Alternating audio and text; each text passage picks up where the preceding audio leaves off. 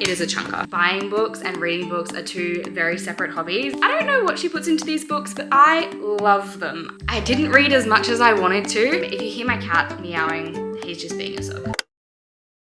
Hello everybody, welcome back to my channel. Today I'm so excited because I'll be taking you through all of the books that I've read from the start of the year. So all of the books that I've read from January and Feb.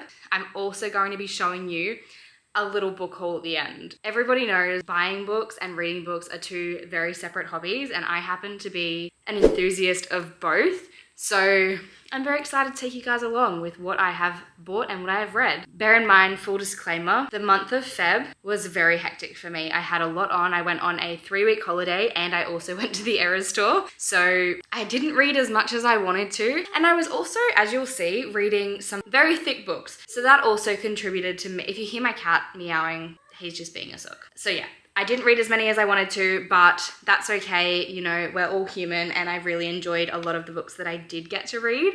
So without further ado, let's get into this video. Now, this is not going to come as any surprise if you have watched any of the other book related videos on my channel, but I have been reading a lot of this series here, and that series is the Chestnut Spring series by Elsie Silver. I don't know what she puts into these books, but I love them. I love them. There's Heartless and Powerless, and basically if you don't know what Chestnut Springs is, it is a companion novel series, and there's about 5 books, I believe, at the moment. So it goes Flawless, Heartless, Powerless, Reckless, and then Hopeless. I'd already read Flawless and Powerless.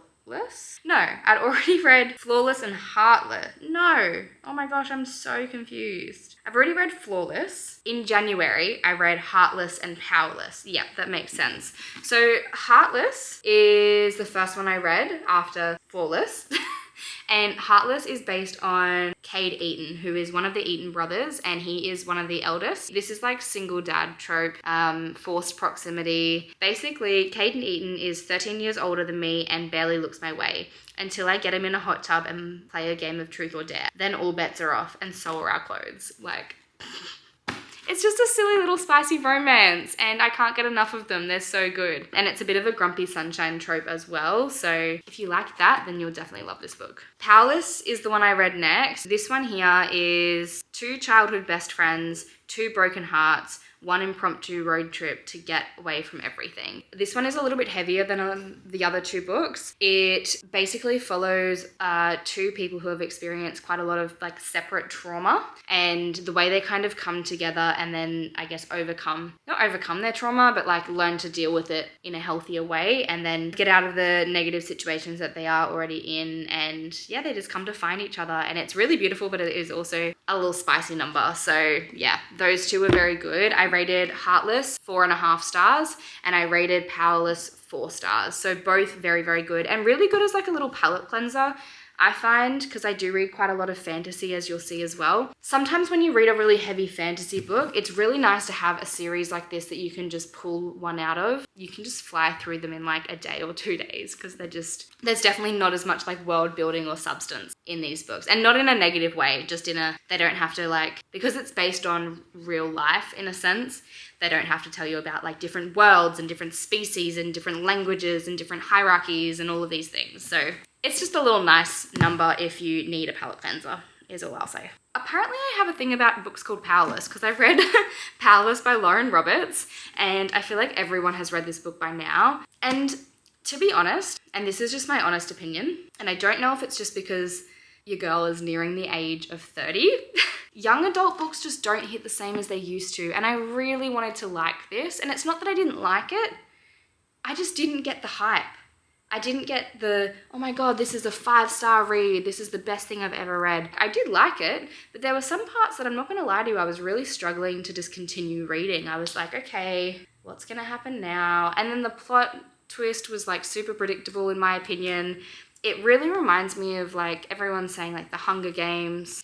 It's basically like the Hunger Games. This one person, I guess, is forced into the situation where she has to go through a set of challenges with these people who are much more powerful and much better off than she is. And then, you know, she ends up falling for one of them, and it's just like, there wasn't anything new. I think that's what I struggled with this book. Like, it had all been kind of done before, and I do know that this is the author's debut novel, so I couldn't write anything like this. So she's obviously done a really good job. But yeah, I think it just maybe I wasn't the target audience for this book anymore, which is a little bit sad to think. But anyway, that's Powerless. I think I gave that 3 stars. Now, the next book I read was part of my book club series that I'm doing with a few of my girlfriends, and it is called Crushing, I'll put it here, by Genevieve Novak, and I loved this book. It's basically like a coming of age story set in Australia. It's actually set in Melbourne. It's basically just about a girl who's kind of, you know, been through the ringer in terms of the relationships she's been in, and she's always been left in her relationships, or they've always ended really, really badly, and she kind of gives her all, but like they always end up breaking up with her, and she always feels like, oh, it's a men problem, like men are the problem, and she's not a likable character, I will say, to start off with. And the more the book goes on, you're like, okay, I kind of see how you got to that point, but also like, maybe the problem is you a little bit. But then it actually really turned around in the end, and you could see her perspective start to shift, and she went through like this really big blow up, and this is like not really giving away any spoilers, but she went through this really big blow up, and then you could see, or like as you were reading it, that her perspective was like, she was kind of becoming a little bit more self-aware as the story was going on, which I really liked. And by the end of it, like, you could tell that she'd really learnt a lot from the experiences that she went through, and she wasn't so much like, oh, they're the problem, you know, I just have really bad luck when it comes to dating. I always struggle a little bit with, I guess, literary fiction or just even general fiction, because I feel like if there's not a lot of crazy plot points, then I do get a bit bored, and I know that's not a great thing. I'm definitely trying to expand my horizons when it comes to reading. But for a literary fiction book, I actually did really like it. So I gave it 4 stars, I believe. Yeah, I gave it 4 stars. She's also the author of the book No Hard Feelings, if you've heard of that one. So that's obviously a very popular novel as well. But yeah, I really liked that one as well. It was a really good month in terms of reading. Like, I didn't have a lot of books that I like couldn't finish or anything like that. So that was great. And then the book I've been working on for basically the whole of Feb. So just for some context, I went to Japan on the 3rd of Feb, and I finished Crushing, the last book I spoke about, by the 5th of Feb. So from the 5th of Feb until literally today when I'm filming this video, I've been reading this next book. And that book is House of Earth and Blood by Sarah J. Maas. And when I say it's a chunker, it is a chunker. It's like 800 pages long. So that's my justification for why it took me so long to read. This book, if you aren't aware, is part of the Crescent City series. It's actually the first out of 3 books, and all 3 have been released now, which is great. And Sarah J. Maas also, without giving anything away, she's got 3 series. One is A Court of Thorns and Roses, the next is Throne of Glass, and then Crescent City is the 3rd series. And you can read them in any order you wish, but most people suggest reading it that way. I have read ACOTAR. I'm halfway through Throne of Glass, but then I just decided to get into Crescent City. I don't know, I think it was just the hype of the new book being released, and it's on my TBR as well. If you haven't seen my TBR for 2024 video, I will link that as well. But yeah, I really just wanted to get started on it because I've heard really interesting and mixed things about this series. So most of her series are fantasy, but this series in particular uses a lot of, it's definitely fantasy, but it uses a lot of like futuristic elements. So like they have a lot of technology advances and things like that, advancements and things like that. So it was just a very interesting take that I've never seen in a fantasy book before, because usually with a lot of her books, it's like a fantasy land with lots of fae and like not a lot of other mythical creatures. And it's just like, I don't know, very like Bridgerton vibes, but with fae. So like fantasy version of Bridgerton. That's what I feel like when I see a lot of her other series. Whereas this is like present day futuristic technology with lots of different species. So that's also why it took me a little bit to get into this book. It doesn't just talk about fae. They have like all of these different species in this book. So you're not just learning about one different world, you're learning about many. And not only are there many different species, like there are wolves, there's vampires, there's fae, there's sprites, there's angels, there's mer people, like there's everything in this book. But there's also different regions, and I was originally reading this book on my Kindle and I found it so hard because I was like, I can't even see the map of what the place looks like, but you're saying there's like 7 different regions, and you're saying within those regions there's different societies and all of this stuff. So I did find it a little bit difficult at first, and it was probably the first 30% of the book that was purely world building.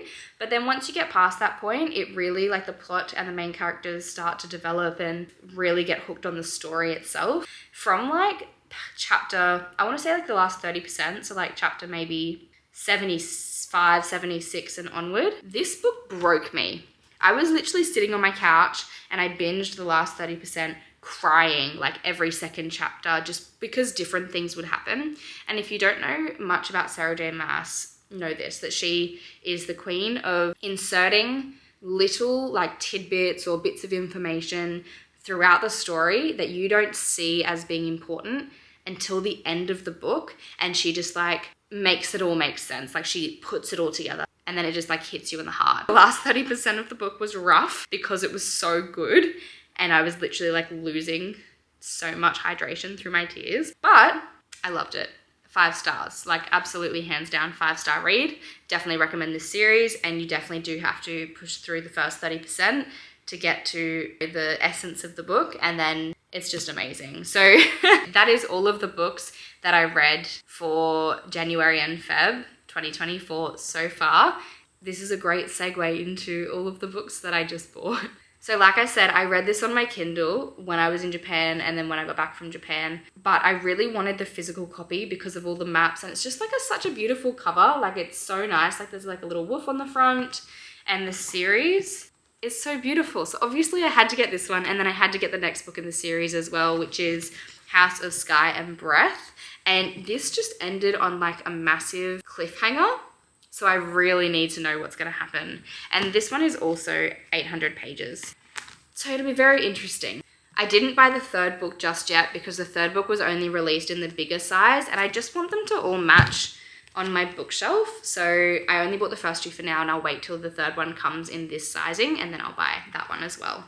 Like I said earlier, I'm also reading the Throne of Glass series by Sarah J Maas, and I'm halfway through at the moment-ish. So I'm up to the tandem read, and if you don't know what that means, there are 2 books in the Throne of Glass series that she recommends that you read them in tandem with each other because they follow 2 POVs. So that is Tower of Dawn and Empire of Storm. So by my understanding, Tower of Dawn is Kael's perspective, and then Empire of Storms is Aelin's perspective. It's not like chapter by chapter per book. It's like you'll read chapter 1 of both, and then you'll read 3 chapters of one, and then 1 chapter of the next. It's like a full thing. You have to look it up online if you want to do it properly. But I thought I'd buy the physical books because I thought it would be a little bit easier than using my Kindle to flick backwards and forwards between the 2. They're just so beautiful, and I already have the other books in this series so far, so I just wanted to get the matching copies while they're all the same covers. So I'm very excited about that as well. That is my little mini book haul and everything I read this year. Comment below what you guys are reading at the moment because I do always love getting inspiration, and if you've read any of the books that I've read or any of the ones that I picked up in my haul, let me know as well. I get so excited if you guys are reading a similar thing to what I am. And yeah, I hope you guys have a lovely day. I will speak to you in my next video.